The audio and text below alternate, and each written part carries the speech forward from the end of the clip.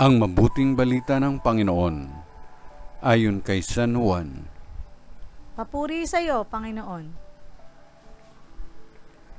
Kinabukasan, nakita ng mga taong nanatili sa ibayo ng lawa na naroon pa ang isang bangka.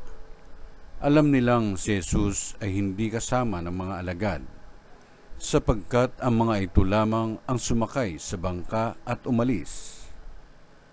Dumating naman ang ilang bangkang galing sa Tiberias at sumadsad sa lugar na malapit sa kinainan nila ng tinapay matapos magpasalamat sa Panginoon.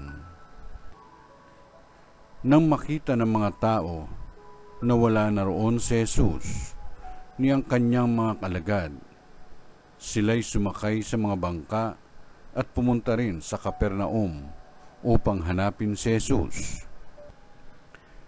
Nakita nila si Jesus sa ibayo ng lawa at kanilang tinanong, "Rabi, kailan pa kayo rito?"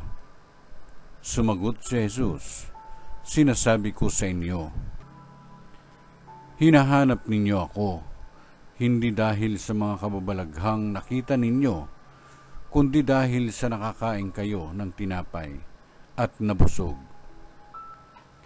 Gumawa kayo hindi upang magkaroon ng pagkaing nasisira, kundi upang magkaroon ng pagkaing hindi nasisira at nagbibigay ng buhay na walang hanggan.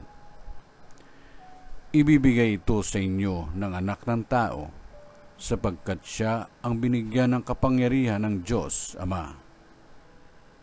Kaya't siya'y tinanong nila, "Ano po ang dapat naming gawin upang aming maganap ang kalooban ng Diyos?"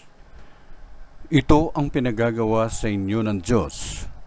Manalig kayo sa sinugo niya," tugon ni Jesus. Ang mabuting balita ng Panginoon. Pinupuri ka namin, Panginoong Jesucristo.